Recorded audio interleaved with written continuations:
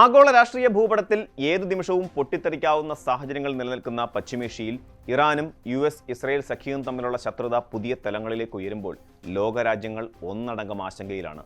ഈ ആശങ്ക കേവലം പ്രാദേശികമായ നാശനഷ്ടങ്ങളെക്കുറിച്ചല്ല, മറിച്ച് ആഗോള സമ്പദ് വ്യവസ്ഥയുടെ ജീവവായുവായ ഇന്ധന വിതരണത്തെക്കുറിച്ചാണ്.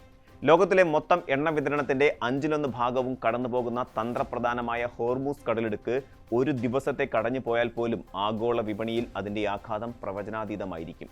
ഈ പശ്ചാത്തലത്തിലാണ് ഗൾഫ് രാജ്യങ്ങൾ തങ്ങളുടെ നിലനിൽപ്പിനും ആഗോള ഊർജ്ജ സുരക്ഷയ്ക്കുമായി പുതിയ ഒരു പ്ലാൻ ബി അഥവാ ബദൽ മാർഗം അതിവേഗം സജ്ജമാക്കുന്നത്. ഇടുങ്ങിയ ഹോർമൂസ് കടലിടുക്കിനെ ആശ്രയിക്കുന്നത് പൂർണ്ണമായി കുറയ്ക്കുക എന്ന ലക്ഷ്യത്തോടെയുള്ള ഈ വമ്പൻ നീക്കത്തിൽ രക്ഷകന്റെ റോൾ ഏറ്റെടുക്കുന്നത് യുണൈറ്റഡ് അറബ് എമിറേറ്റ്സ് ആണ്. ഭൂമിശാസ്ത്രപരമായി നോക്കിയാൽ ഒമാനും ഇറാനും ഇടയിൽ സ്ഥിതി ചെയ്യുന്ന വളരെ ഇടുങ്ങിയ ഒരു കടൽപ്പാതയാണ് ഹോർമൂസ് കടലിടുക്ക്. ഏറ്റവും വീതി കുറഞ്ഞ ഭാഗത്ത് ഇതിന് കേവലം 21 മൈൽ മാത്രമാണ് വീതിയുള്ളത്. എന്നാൽ ഈ ചെറിയ പാതയിലൂടെയാണ് Saudi Arabia, UAE, Kuwait, Iraq, Iran എന്നീ രാജ്യങ്ങളിൽ നിന്നുള്ള ഭീമൻ എണ്ണക്കപ്പലുകൾ അന്താരാഷ്ട്ര വിപണിയിലേക്ക് സഞ്ചരിക്കുന്നത്.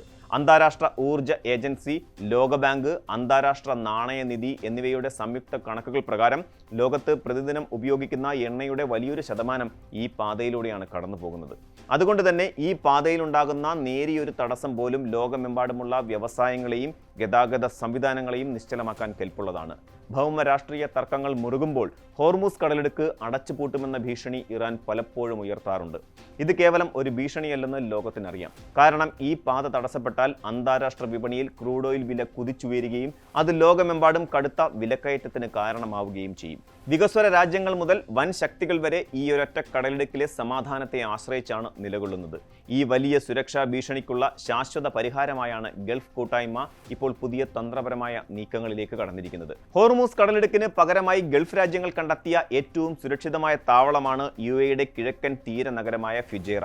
ഭൂമിശാസ്ത്രപരമായ സ്ഥാനം തന്നെയാണ് ഫുജൈറയെ ഈ വലിയ ദൗത്യത്തിന്റെ കേന്ദ്ര ബിന്ദുവാക്കി മാറ്റുന്നത്. ഹോർമൂസ് കടലിടുക്കിന് പുറത്ത് ഒമാൻ ഉൾക്കടലിന് അഭിമുഖമായാണ് ഫുജൈറ സ്ഥിതി ചെയ്യുന്നത്. ഇതിനർത്ഥം ഫുജൈറയിൽ നിന്നുള്ള കപ്പലുകൾക്ക് ഇറാന്റെ നിയന്ത്രണത്തിലുള്ളതോ അല്ലെങ്കിൽ ഭീഷണിയുള്ളതോ ആയ ഇടുങ്ങിയ ഹോർമൂസ് പാതയിലൂടെ സഞ്ചരിക്കാതെ തന്നെ നേരിട്ട് ഇന്ത്യൻ മഹാസമുദ്രത്തിലേക്കും അതുവഴി അന്താരാഷ്ട്ര വിപണിയിലേക്കും പ്രവേശിക്കാം എന്നാണ്. ഈ തന്ത്രപരമായ നേട്ടം മുൻകൂട്ടി കണ്ടുകൊണ്ട് UAE വർഷങ്ങൾക്ക് മുൻപ് തന്നെ ഇവിടെ വൻതോതിലുള്ള അടിസ്ഥാന സൗകര്യ വികസനം ആരംഭിച്ചിരുന്നു. അതിൽ ഏറ്റവും പ്രധാനപ്പെട്ടതാണ് അബുദാബിയിലെ ഹബ്ഷാൻ എണ്ണപ്പാടങ്ങളിൽ നിന്ന് ആരംഭിച്ച് മരുഭൂമിയും ദുർഘടമായ ഹാജർ മലനിരകളും കടന്ന് ഫുജൈറ തീരത്തെത്തുന്ന അബുദാബി ഫുജൈറ പൈപ്പ് ലൈൻ. 100 കണക്കിന് കിലോമീറ്റർ നീളമുള്ള ഈ പൈപ്പ് ലൈനിന് ദിവസവും ദശലക്ഷക്കണക്കിന് ബാരൽ ക്രൂഡ് ഓയിൽ വഹിക്കാനുള്ള ശേഷിയുണ്ട്. നിലവിൽ ആഗോള ഊർജ്ജ വിപണിയിലെ ഏറ്റവും മൂല്യവത്തായ അടിസ്ഥാന സൗകര്യങ്ങളിൽ ഒന്നാണിത്. ഹോർമൂസ് കടലിടുക്ക് വഴി വിട്ടുവീഴ്ച ചെയ്യപ്പെടുന്ന ഒരു സാഹചര്യം ഉണ്ടായാൽ ഗൾഫിന് തുറക്കാവുന്ന ഏറ്റവും വലിയ സുരക്ഷാ കവാടമായാണ് ഈ പൈപ്പ് ലൈൻ വിലയിരുത്തപ്പെടുന്നത്. ഫുജൈറയിലെ ഭീമാകാരമായ എണ്ണ സംഭരണ കേന്ദ്രങ്ങളും ആധുനിക സജ്ജീകരണങ്ങളുമുള്ള തുറമുഖവും ലോകത്തിലെ തന്നെ ഏറ്റവും വലിയ ഇന്ധന വിതരണ ഹബ്ബായി ഇതിനെ മാറ്റിമറിച്ചിരിക്കുന്നു. കപ്പലുകൾക്ക് ഇന്ധനം നിറയ്ക്കുന്ന ബങ്കറിംഗ് സൗകര്യങ്ങളിൽ ലോകത്തിൽ തന്നെ മുൻപന്തിയിലാണ് ഇന്ന് ഫുജൈറ സ്ഥിതി ചെയ്യുന്നത്. ഹോർമൂസിനെ മറികടക്കാനുള്ള ഈ വമ്പൻ പദ്ധതിയിൽ UAE ഒറ്റയ്ക്കല്ല എന്നതാണ് അതിൻ്റെ ഏറ്റവും വലിയ കാര്യം. മേഖലയിലെ മറ്റ് പ്രമുഖ GCC രാജ്യങ്ങളായ സൗദി അറേബ്യയും ഒമാനും കോടിക്കണക്കിന് ഡോളറിന്റെ നിക്ഷേപങ്ങളുമായി രംഗത്തുണ്ട്. ചരിത്രത്തിലേക്ക് നോക്കിയാൽ മുൻകാലങ്ങളിലുണ്ടായ ഗൾഫ് പ്രതിസന്ധികളും സമാനമായ ബദൽ സംവിധാനങ്ങൾ ഉപയോഗപ്പെട്ടിട്ടുണ്ടെന്ന് കാണാവുന്നതാണ്. മുൻപ് കപ്പലുകൾക്ക് നേരെ വലിയ തോതിൽ ആക്രമണങ്ങൾ ഉണ്ടായപ്പോഴെല്ലാം ഇത്തരം ബദൽ സുരക്ഷാ മാർഗങ്ങളെക്കുറിച്ച് ഗൾഫ് രാജ്യങ്ങൾ ഗൗരവമായി ചിന്തിച്ചിരുന്നു. അതിന്റെ തുടർച്ചയായാണ് സൗദി അറേബ്യ തങ്ങളുടെ കിഴക്കൻ പ്രവിശ്യയിലെ പ്രധാന എണ്ണപ്പാടങ്ങളെ ചെങ്കടൽ തീരവുമായി ബന്ധിപ്പിച്ചിരിക്കുന്ന ഈസ്റ്റ് വെസ്റ്റ് പൈപ്പ് ലൈൻ. ആ പദ്ധതി കൂടുതൽ ശക്തമാക്കുകയാണ് അവർ ചെയ്തത്. ഈ പൈപ്പ് ലൈൻ വഴി എണ്ണ ഹോർമൂസ് കടലിടുക്കിലേക്ക് വിടാതെ തന്നെ രാജ്യത്തിന്റെ പടിഞ്ഞാറൻ തീരത്തുള്ള യാൻബു ടെർമിനൽ എത്തിക്കാനും അവിടെ നിന്ന് യൂറോപ്പിലേക്കും ആഫ്രിക്കയിലേക്കും സുരക്ഷിതമായി കയറ്റി അയക്കാനും സൗദിക്ക് സാധിക്കുന്നു. മറുവശത്ത് ഒമാനും ഈ ബദൽ തന്ത്രത്തിൽ നിർണായക പങ്കാണ് വഹിക്കുന്നത്. ഹോർമൂസിന് പുറത്ത് വിസ്തൃതമായ തീരപ്രദേശമുള്ള ഒമാൻ പുതിയ പൈപ്പ് ലൈൻ പദ്ധതികളും വിപുലമായ സംഭരണ സൗകര്യങ്ങളും അതിവേഗം വികസിപ്പിക്കുകയാണ്. മറ്റ് ഗൾഫ് രാജ്യങ്ങളിൽ നിന്നുള്ള പൈപ്പ് ലൈനുകൾ ഒമാനിലെ തുറമുഖത്തേക്ക് നീട്ടുന്നതിനെക്കുറിച്ചുള്ള ചർച്ചകൾ പുരോഗമിക്കുകയും ചെയ്യുന്നുണ്ട്. അതാണ് ഈ സംയുക്ത നീക്കങ്ങളിലൂടെ ഗൾഫ് മേഖലയിലാകെ ഒരു പുതിയ ഊർജ്ജ ശൃംഖല രൂപപ്പെടുത്തിയെടുക്കുന്നത്. ഇത് ഹോർമൂസ് കടലിടുക്കിന്റെ പ്രാധാന്യം കുറയ്ക്കുക മാത്രമല്ല, മേഖലയിലെ പരമ്പരാഗത എണ്ണ വിതരണ രീതികളെ പാടെ മാറ്റി എഴുതുകയും ചെയ്യുന്നുണ്ട്.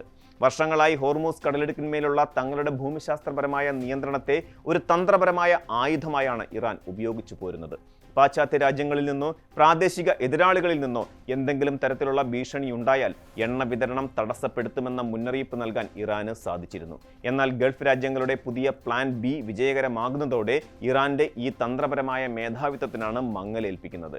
ഭൗമ രാഷ്ട്രീയ വിശകലന വിദഗ്ധരും സാമ്പത്തിക വിദഗ്ധരും ചൂണ്ടിക്കാണിക്കുന്നത് ഈ നീക്കം പശ്ചിമേഷ്യയിലെ ശക്തി സമവാക്യങ്ങളെ പൂർണ്ണമായി മാറ്റുമെന്ന് തന്നെയാണ്. ബദൽ പൈപ്പ് ലൈനുകൾ യാഥാർത്ഥ്യമാകുന്നതോടെ ഹോർമൂസിനെ ആശ്രയിക്കുന്നത് ഗണ്യമായി കുറയും. SPI അസറ്റ് മാനേജ്മെന്റിന്റെ മാനേജിംഗ് പാർട്ണറായ സ്റ്റീഫൻ ഇന്നസിന്റെ അഭിപ്രായത്തിൽ ലോകരാജ്യങ്ങൾ ഇപ്പോൾ ശ്രദ്ധ കേന്ദ്രീകരിക്കുന്നത് കേവലം എണ്ണ വിതരണത്തിലല്ല, മറിച്ച് തന്ത്രപ്രധാനമായ ഹോർമൂസ് കടലിടുക്കിനെ ആശ്രയിക്കുന്നത് എങ്ങനെ കുറയ്ക്കാം എന്നതിലാണ്. ഹോർമൂസ് കടലിടുക്കിലൂടെയുള്ള എണ്ണക്കടത്ത് സുരക്ഷിതമല്ലെന്ന തിരിച്ചറിവാണ് ഇതിന് പ്രധാന കാരണം. ഇതിനെ മറികടക്കാനായി രാജ്യങ്ങൾ പുതിയ ബൈപ്പാസ് പൈപ്പ് ലൈനുകൾ നിർമ്മിച്ചുകൊണ്ടിരിക്കുകയാണ്. ഇത്തരം പൈപ്പ് ലൈനുകൾ ഓരോന്ന് കൂടി വരുമ്പോഴും ആഗോള എണ്ണ വിപണിയിലുള്ള ഇറാന്റെ തന്ത്രപ്രധാനമായ സ്വാധീനവും വിലപേശൽ ശേഷിയും ക്രമേണ കുറഞ്ഞു വരികയാണെന്ന് അദ്ദേഹം വ്യക്തമാക്കുന്നു. അതേസമയം യുദ്ധസമാനമായ അന്തരീക്ഷം നിലനിൽക്കുമ്പോഴും ഹോർമൂസ് കടലിടുക്കിലൂടെയുള്ള കപ്പൽ ഗതാഗതം പൂർണ്ണമായി നിശ്ചലമായിട്ടില്ല. നിലവിൽ പ്രതിദിനം ശരാശരി 25 എണ്ണക്കപ്പലുകൾ ഈ പാതയിലൂടെ കടന്നു പോകുന്നുണ്ട്. എന്നാൽ ഈ യാത്രകൾ ഒട്ടും ലളിതമോ സാധാരണ രീതിയിലുള്ളതോ അല്ല. സുരക്ഷാ ഭീഷണികൾ നിലനിൽക്കുന്നതിനാൽ ഭൂരിഭാഗം വാണിജ്യ കപ്പലുകളും തങ്ങളുടെ AIS അതായത് ഓട്ടോമാറ്റിക് ഐഡന്റിഫിക്കേഷൻ സിസ്റ്റം എന്ന ട്രാക്കിംഗ് സംവിധാനങ്ങൾ ഓഫ് ചെയ്താണ് യാത്ര ചെയ്യുന്നത്. ശത്രുക്കളുടെയോ തീവ്രവാദ ഗ്രൂപ്പുകളുടെയോ റഡാറുകളിൽ പെടാതിരിക്കാനും ഡ്രോൺ, മിസൈൽ ആക്രമണങ്ങളിൽ നിന്ന് രക്ഷപ്പെടാനും വേണ്ടിയാണ് കപ്പലുകൾ ഈ നിശബ്ദ പാത സ്വീകരിക്കുന്നത്. കൂടാതെ പ്രഖ്യാപിത സൈനിക അകമ്പടികൾ ഇല്ലാതെ തന്നെ US ഉൾപ്പെടെയുള്ള അന്താരാഷ്ട്ര സഖ്യകക്ഷികളുടെ യുദ്ധക്കപ്പലുകൾ ഈ വാണിജ്യ ടാങ്കറുകൾക്ക് നിശബ്ദമായ സുരക്ഷ ഒരുക്കുന്നുമുണ്ട്. കടലിടുക്കിലൂടെ നീങ്ങുന്ന എണ്ണക്കപ്പലുകളുടെ സുരക്ഷ ഉറപ്പാക്കാൻ അത്യാധുനിക നിരീക്ഷണ സംവിധാനങ്ങളും വ്യോമ പ്രതിരോധ സംവിധാനങ്ങളും മേഖലയിൽ സജീവമാണ്. എങ്കിലും ഏത് നിമിഷവും ഒരു ചെറിയ പിഴവ് പോലും വലിയൊരു അന്താരാഷ്ട്ര പ്രതിസന്ധിയിലേക്ക് നയിച്ചേക്കാവുന്ന അത്രയും കലുഷിതമാണ് ഈ നിശബ്ദ കടൽപാതയിലെ അവസ്ഥ. പശ്ചിമേഷ്യയിലെ ഈ അസ്ഥിരത കേവലം എണ്ണവിലയെ മാത്രമല്ല, ആഗോള വിതരണ ശൃംഖലയെ ആകെ ബാധിച്ചു തുടങ്ങിയിട്ടുണ്ട്. എണ്ണവില വർദ്ധിക്കുന്നത് ഇന്ധന ചെലവ് കൂട്ടുക മാത്രമല്ല, രാസവളങ്ങളുടെ നിർമ്മാണ ചെലവ് കുത്തനെ ഉയർത്താനും കാരണമാകുന്നുണ്ട്. ക്രൂഡ് ഓയിലും പ്രകൃതിദത്ത വാതകവുമാണ് ഭൂരിഭാഗം നൈട്രജൻ വളങ്ങളുടെയും നിർമ്മാണത്തിനുള്ള അടിസ്ഥാന ഘടകങ്ങൾ. ഇവയുടെ വില ഉയരുമ്പോൾ കാർഷിക മേഖല തകരുകയും അത് ആഗോളതലത്തിൽ ഭക്ഷ്യപ്രതിസന്ധിക്ക് വഴി തുറക്കുകയും ചെയ്യുന്നു. ഈ പ്രതിസന്ധി ഇതിനോടകം തന്നെ ദക്ഷിണേഷ്യൻ രാജ്യങ്ങളെ കടുത്ത സാമ്പത്തിക സമ്മർദ്ദത്തിലാക്കിയിട്ടുണ്ട്. വികസ്വര രാജ്യങ്ങളുടെ സമ്പദ് വ്യവസ്ഥകൾ എപ്പോഴും ഇറക്കുമതി ചെയ്യുന്ന ഇന്ധനത്തെ ആശ്രയിച്ചാണ് നിലനിൽക്കുന്നത്. ഇന്ധന വിലയിൽ ഉണ്ടാകുന്ന നേരിയ വർധനവ് പോലും ഈ രാജ്യങ്ങളിലെ ചരക്കുകൂലി വർദ്ധിപ്പിക്കുകയും അത് നിത്യോപയോഗ സാധനങ്ങളുടെ വിലക്കയറ്റത്തിലേക്ക് നയിക്കുകയും ചെയ്യും. ഉദാഹരണത്തിന് ബംഗ്ലാദേശ് പോലെയുള്ള രാജ്യങ്ങൾ ഉയർന്ന ഇന്ധന വള വിലകൾ കാരണം വലിയ സാമ്പത്തിക പ്രതിസന്ധിയാണ് സമീപകാലത്ത് നേരിട്ടത്. വിദേശ നാണ്യ ശേഖരത്തിലുണ്ടായ ഇടിവും ആഭ്യന്തര വിപണിയിലെ വിലക്കയറ്റവും നിയന്ത്രിക്കാൻ അവർക്ക് അന്താരാഷ്ട്ര നാണയനിധിയുടെ സഹായം തേടേണ്ടി വന്നു. പശ്ചിമേഷ്യയിലെ ചലനങ്ങൾ വികസ്വര രാജ്യങ്ങളെ എങ്ങനെ ബാധിക്കുന്നുവെന്നും വ്യക്തമാക്കുന്ന ഉദാഹരണമാണിത്. ഹോർമൂസിലെ നേരിയൊരു വ്യതിയാനം പോലും ദരിദ്ര വികസ്വര രാജ്യങ്ങളിലെ സാധാരണക്കാരുടെ അടുക്കളയിലേക്കാണ് നേരിട്ട് ബാധിക്കുന്നത്. UAEയും സൗദിയും മുന്നോട്ട് വയ്ക്കുന്ന ഈ പ്ലാൻ ബി വളരെ ആകർഷകവും തന്ത്രപരവുമാണെങ്കിലും ഇത് പൂർണ്ണതോതിൽ പ്രവർത്തന സജ്ജമാകുക എന്നത് എളുപ്പമുള്ള കാര്യമൊന്നുമല്ല.